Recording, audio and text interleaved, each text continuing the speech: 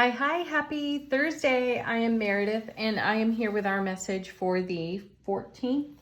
Yes, the 14th of November 2024. We have a full moon tomorrow in Taurus. We have Saturn stationing direct tomorrow as well. Check out the astrology, it's very busy. We have the sun in Scorpio, the moon in Taurus, as I mentioned. We've got our retrogrades, -1 tomorrow. And we're tuning into what's happening today. What is the cosmos serving up according to tarot? We're using the Mystical Maidens Tarot for our message today, and our first card is Temperance. Wow. See, again, no slouch with the first card of the reading. This is divine alchemy. This is the energy of what's been going on behind the scenes for many of us. And I myself have noticed it, and I'm hearing this from a good number of folks lately, that there's this, I feel an edginess in the atmosphere, and I feel an edginess around other folks, even folks that I feel completely comfortable with, have known for a good long time. There's an edge in the atmosphere, and I marvel at it a little bit, because I feel it's the truth tingle of the intuition that some of us don't want to embrace because we aren't sure we can trust it. And isn't that interesting that the trust card has shown up so much recently? And I feel the energy of Temperance is stirring this within us. So we're having an opportunity here to simultaneously receive everything that we have been investing in spiritually, soulfully, energetically. And now we're beginning to feel how that energy is taking root and expanding in our lives. And it's disrupted the comfort zone, though that's a good thing. In the edginess though, we have to find a way to be at peace and in grace and at ease and in going with the flow of divine order. So let's see what comes next.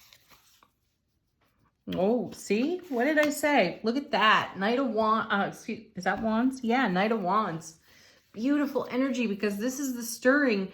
This is the momentum that's picking up within us. This is our motivation, ambition in motion, moving in the direction that we desire. What's not to trust there? The unknown, of course. Woo, let's freak our egos out with the unknown. Yeah. Okay. So we're in momentum here with the Temperance energy. I'm loving the Temperance was our first card out. This energy connects to Archangel Michael, and it's rare and uncommon. So there's the mix of what the eclipses have contributed ingredient-wise to this unique energy atmosphere.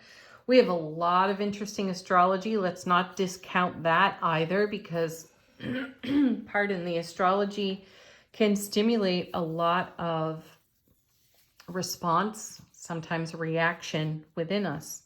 So find your favorite astrologer and listen to what's up, especially in relationship to your sun, moon, and rising signs. Where is the Knight of Wands going? First, we have Nine of Pentacles. What a great card. This is the reminder to stay sovereign to your vision, your achievements that are in development, that are growing right in front of you on your foundation. Stay sovereign to this energy. Stay sovereign to yourself. There may be some, in a mild disruption to our comfort zone, there may be some flashy energies.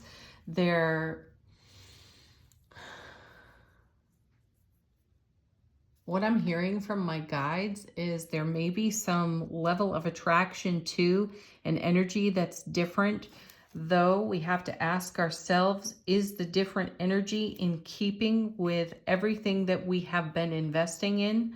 Or is it an ego response to, or an ego reaction to, the evolution of our dream and what temperance is delivering. Remember, it's rare and uncommon energy, so we're going to see it everywhere. We're going to feel it, perceive it everywhere as well. It's in motion. We are in the divine flow of it all, and staying centered, grounded to our heart space, heart, mind, soul coherence is very key to everything that we are bringing to life in our manifestation. What is the Nine of Pentacles paired with?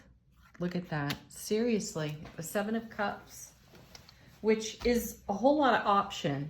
So as you know, I challenge the traditional spin on tarot card definitions. They must grow with us, right? They must expand with us. So at the core of this card, and a reputation of this card is that Seven of Cups, that is, that we are spoiled for choice. There are so many options that we all get ADD and can't make a simple choice, a single choice rather.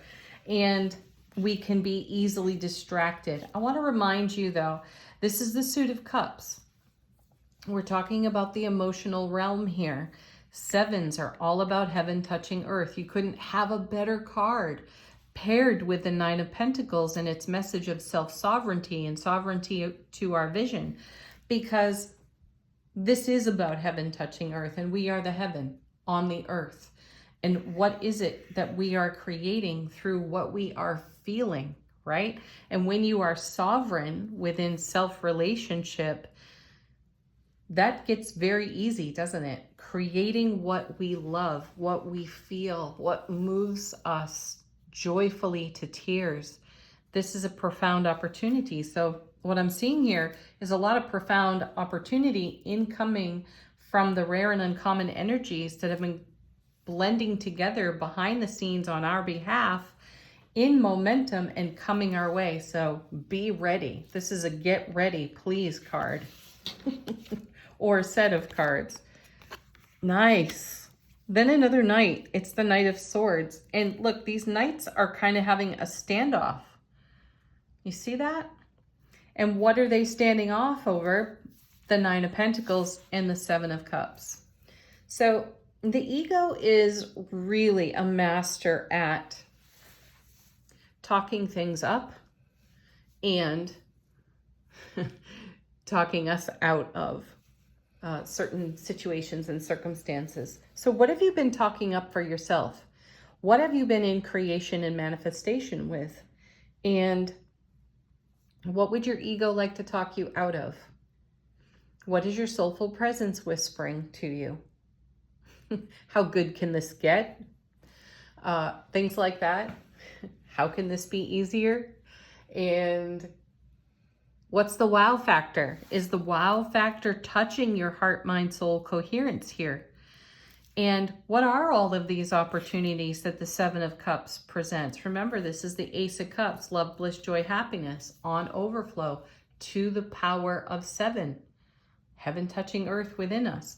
So you can see how in our ego imagination, we could dazzle ourselves with distraction for something that's not necessarily lasting, true, or in keeping with what we have been in co-creation for with the divine.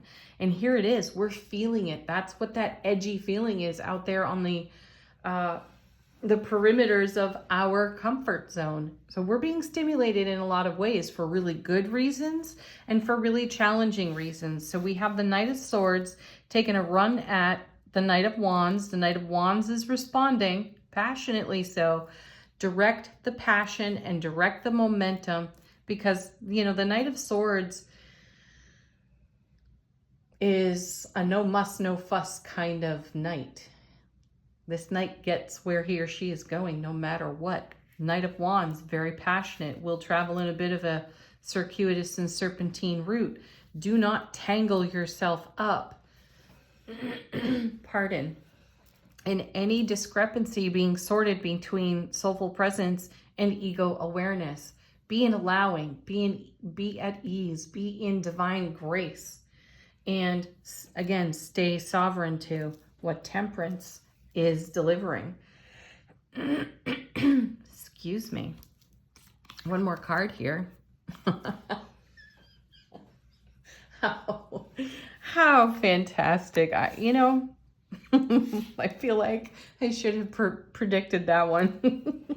There's the Death card. Beautiful. Transformation. A simultaneous ending and beginning. And we're witnessing that here with these knights as they move with this energy. So let us move with this energy. Let us simultaneously put an end to energies that do not serve what is now and what is in keeping with our heart, mind, soulful coherence, and allow new life to take root on our foundation. A new beginning. What do you think all those beautiful aces have been saying to us recently, right? It's a lot of this right here. All right, bottom of the deck. How is the universe helping us out behind the scenes? Our first card, Wheel of Fortune. We're in alignment with our destiny. It's turning in our favor. And again, we come back to the grace of allowing. That's the heart of this message today. There's a lot of energy being sorted and moving. You know, we have Saturn, the taskmaster, beginning its shift into direct station, coming out of retrograde. So the energy is going to change. We also have on the 19th, Pluto stationing in Aquarius for the next 20 years. It's a big deal. So we're feeling the inspiration coming off the waves of that Aquarian energy in Pluto. We're feeling innovative. We're feeling super empowered to take action. Meanwhile, we've still been getting, up to today, messages about staying in that energy of allowing and staying in the energy of grace. There was nothing necessarily for us to contribute. And I feel like we're chomping at the bit to take an action of some sort. And that still would be premature, according to what I'm seeing here with the cards. Our job right now is still the what. The universe is still in development with the how, and of course the when, because there is no sense of real time, so to speak. What is real time anyway? And here we have the Wheel of Fortune saying this, you're bringing, the wheel is turning in your favor in fulfillment of your destiny. So continue to allow that to happen while maintaining self-sovereignty, no matter how dazzling and charming the ego gets. Oh, still got to embrace it and love the heck out of it. Look, there's the Six of Wands. Victory, success, homecoming to our own heart space. Beautiful energy there. Very harmonious energy as well. Stay the course, folks. Eight of Cups. See, there is momentum. We had this card recently as well. I don't know if it was yesterday or the day before. It's present. It's definitely there. This is us feeling the stirrings. Remember, this particular 8 is a transitional card, much like the Death card is transitional too, because we're making a shift out of wrapping up energies that don't serve while at the same time embracing what does. And we're walking in the direction of what does. We're feeling lots of inspiration and a great temptation to do more, but there's not necessarily more for us to do because the universe is doing it. Be a willing participant. Keep your heart open. Stay in the energy of love. Pure, raw, authentic love. Oh, wow. Look at this. And I turn over the Lovers card. Stay unified in self-relationship. Make that choice. Make that decision. And then the sovereignty required to maintain, to receive, maintain, and sustain everything that's coming off the Wheel of Fortune for all that we have invested in the rare and uncommon energies that are coming to light in the now, from behind the scenes, from beyond the veil, out of the unknown. Stay strong, folks. And then, pardon, Nine of Swords. Yeah, there's the anxiety card. This reading is kind of comical because it's all here. Both sides of the coin are here. And this is what happens in the middle of the night when the ego gets rambunctious, right? what's after that? Seven of Swords. Then this creates potential self-sabotage. This is a card that I've seen frequently, the Seven of Swords, that is, in the personal one-on-one readings that I do with folks. This card has been showing up a lot, also accompanied by the Tower. So it's like two wincing cringes when you get the Tower and the Seven of Swords. Though that's really a good sign, because the Tower is coming down around the energy of self-sabotage, which happens here in the Seven of Swords, which is happening in the Seven of Swords, and that is brought on by the anxiety of the Nine of Swords. So temperance for the rambunctious ego that is creating this, because a red flag has gone off to the ego saying there's change in the air, and now I feel uncomfortable. There's the comfort zone. And why do I feel uncomfortable? What's wrong? Something must be wrong. No, everything's actually right, because it's in keeping with all that you've been in manifestation and co-creation with the divine for creating in your now. So the now is simply bigger, better, and more amazing. And our challenge is not to shrink from that. Trust your self-mastery, because there's the Hierophant. There's the Six of Cups, another beautiful six. The Ace of Swords. What's true? What's right? Wow, I just had deja vu looking at that Ace of Swords. Anyway, Six of Cups, soulmate card. Trust your channeled information. You are your own best soulmate. This is what the Lovers is pointing out. This is what the Nine of Pentacles is pointing out. And there's a lot of potentially perceived disruption to the ego's comfort. So again, trust your self-mastery. Trust the truth of your dream, your fulfillment. It's happening. It's happening now. Don't throw in the towel, and don't F it up with your ego. That didn't feel like me. I'm not really sure what guide that was. I'm glad to deliver that message, though. Angel Answers, put a question to the deck if you got one. Fresh messages, perspectives, information coming from our guides, angels, ancestors. Communicate clearly. That card's been around a lot. No verbal clutter when it comes to your manifestation, and absolutely no negotiating with the ego, and no verbal clutter there either. The ego requires love, to be embraced, to be held, and to be nurtured through its discomfort. And it takes self-mastery to know that and to actually do it. Ask for help from others. That's when you call your bestie. That's when you're talking to your guides, angels, ancestors. Call your mom. Call your dad. Call someone. Talk to them if your ego gets out of control. And validate yourself. Sometimes that's the very best help ever. You don't need anything fixed. You don't need anything changed. You don't need further input. As my besties and I call it, having a word vomit. We just let some things go. I know it's kind of gross. Still, let go. And then revalidate what's true. It'll feel like a cleansing. Then break out the sage. Clear the atmosphere. Oh yeah, we're shuffling. We're not picking off the bottom of this deck. Next.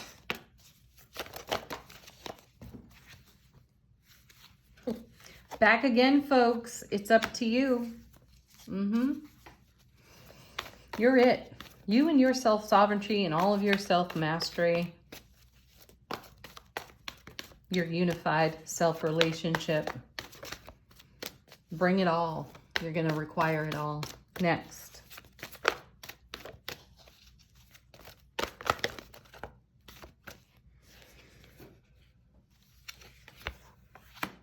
Meditation brings answers. That is so true. Really true. For me, that happens most especially when I'm touching water. It seems to stimulate expanded awareness. And oh, beauty of beauties, no need to worry. I love seeing that, especially since we had the Nine of Swords There is no need to worry over whatever your potential anxiety dredges up from the subconscious.